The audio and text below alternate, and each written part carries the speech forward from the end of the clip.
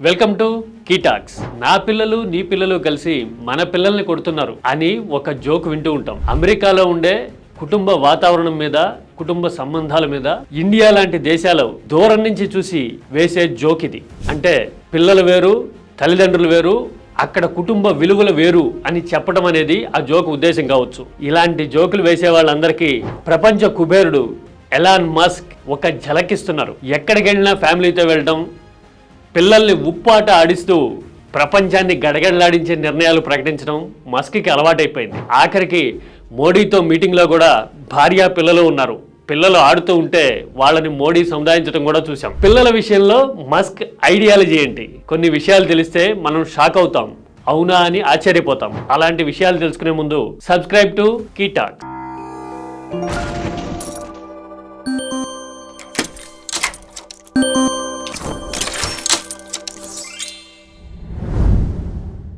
Elon Musk ప్రపంచ అపర కుబేరుడు. టెక్నాలజీ, ఇన్నోవేషన్ వ్యాపారాలతో ప్రపంచ రాజకీయ పరిణామాల్ని శాసిస్తున్న వ్యక్తి. అమెరికా అధ్యక్షుడి కన్నా మస్కే పవర్ఫుల్ అని ప్రపంచ వ్యాప్తంగా మాట్లాడుతున్న పరిస్థితులు ఉన్నాయి. ఇంత పవర్ఫుల్ పర్సన్ పిల్లల విషయంలో ఎలాంటి ఐడియాతో ఉన్నాడు అని తెలిస్తే మనకి కొంత షాకింగ్ గాను, ఆశ్చర్యంగాను అనిపిస్తుంది. ఎలాన్ మస్క్ గత 25 ఏళ్లుగా పిల్లల్ని కంటూనే ఉన్నాడు. పెద్ద కొడుక్కి 23 సంవత్సరాలు వస్తే ఇప్పటికీ కొన్ని నెలల బేబీస్ కూడా మస్క్ ఇంట్లో ఆడుతూ ఉంటారు. మస్క్ కి అఫీషియల్ గా ఇప్పటి వరకు 14 మంది పిల్లలు. మొదటి భార్య విల్సన్ తో 6 ఉంటే, ఆ తర్వాత మ్యూజిషియన్ గిమ్మీతో 3, తర్వాత థార్ న్యూరోలింక్స్ ఎగ్జిక్యూటివ్ తో మరో 3 పిల్లల్ని ఎలాన్ మస్క్ కన్నాడు. సరోగసిలో మరో 2.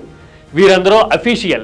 ఎందుకు ఇలా నెంబర్ ఆఫ్ కిడ్స్ కావాలి నీకు అని చెప్పేసానంటే మస్క్ చెప్పే ఒక లాజిక్ ఉంటుంది. కుటుంబ వ్యవస్థని సుదీర్ఘకాలం నిర్మించాలని, తర్వాత హ్యూమన్ ప్రొడక్టివిటీ, సంతానోత్పత్తి తగ్గిపోతున్న సమయంలో నా వంతు కాంట్రిబ్యూషన్ చేస్తున్నాను అని మస్క్ చెప్తూ ఉంటాడు. Japan, China, east Asia, European దేశాలన్నీ ఇప్పుడు జనరేషన్స్ దెబ్బతినే పరిస్థితికి వచ్చినాయి సంతానోత్పత్తి తగ్గిపోవడం వల్ల. ఇలాంటి సమస్య మరో 15 సంవత్సరాల్లో ప్రపంచ వ్యాప్తంగా వస్తుందని, అలాంటి పరిస్థితి తన కుటుంబానికి, తన చుట్టూ ఉన్న దేశంలో రాకూడదనే పిల్లల్ని ఇలా ఎక్కువ మందిని కంటూ ఉన్నట్టు మస్క్ చెప్తూ ఉంటాడు. మస్క్ ఇలాంటి మాట చెప్తూ ఉంటే ప్రపంచం ఆలోచనలో పడుతోంది. అంటే దాదాపు 17-18 సంవత్సరాల కిందటే టెస్లా లాంటి ఎలక్ట్రిక్ కార్ ఆలోచన చేసి ఒక కొత్త తరహా ఇన్నోవేషన్, రెవల్యూషన్ సృష్టించిన వ్యక్తి మస్క్. పుట్టుకతో వచ్చే తెలివితేటల్ని అపారంగా పెంచొచ్చు. మొబైల్లోనో ల్యాప్టాప్ లోనో చిప్ మార్చినట్టుగా హ్యూమన్ బ్రెయిన్ ని కూడా కండిషనింగ్ చేయొచ్చు.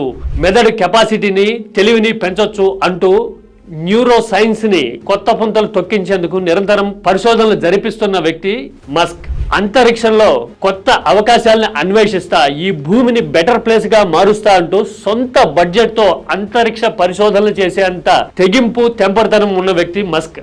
అంటే భవిష్యత్తుని ఇమాజిన్ చేయడంలోనూ, రాబోయే సంక్షోభాల్ని, అవకాశాలని అందిపుచ్చుకోవడంలోనూ మస్క్ మిగతా వాళ్ళకంటే ముందున్నాడు. అందుకే అపర కుబేరుడిగా నిలిచాడు అని చెప్తూ ఉన్నారు కదా. అందుకోసమే ఈ సంతానం విషయంలో మస్క్ ఆలోచనలు కూడా ఇప్పుడు ప్రపంచాన్ని ఆశ్చర్యపరుస్తూ ఉన్నాయి. రోజు వైట్ హౌస్ కి వచ్చేటప్పుడు పిల్లల్ని ఉప్పాట ఆడుకుంటూ భుజాల మీద తీసుకురావడం, అమెరికా అధ్యక్షుడి ముందు పిల్లల్ని వదిలేసి వారితో కలిసి చీజ్ బర్గర్లు తింటూ నిర్ణయాలు తీసుకోవడము, మోడీ లాంటి ప్రపంచ స్థాయి నేతతో సమావేశంలో కూడా పిల్లల్ని అలా కింద వదిలిపెట్టి ఆడుకుంటూ ఉండగా వాళ్ళతో మాట్లాడుతూ వ్యాపార చర్చలు చేయడం, ఇదంతా మస్క్ విభిన్న వ్యవహార శైలికి. నీవు ఎంత పెద్ద బిజినెస్ అయినా చెయ్యి, నీకు ఎంత పెద్ద వ్యవహారము వ్యాపకాలైనా ఉండని, కానీ నీ ఫస్ట్ ప్రయారిటీ ఫ్యామిలీ, నీ పిల్లలు అని చెప్పే మెసేజ్ అనేది ఇప్పుడు ప్రపంచాన్ని ఆలోచనలో పడేస్తోంది. మస్క్ ఎవరితో అయినా పిల్లల్ని కనాలి అనుకుంటాడని, మస్క్ తో పరిచయమైన ఏ అమ్మాయి అయినా మస్క్ పిల్లలకి తల్లి అయిపోవాలి అని కోరుకుంటాడని జోకులు వేస్తూ ఉంటారు.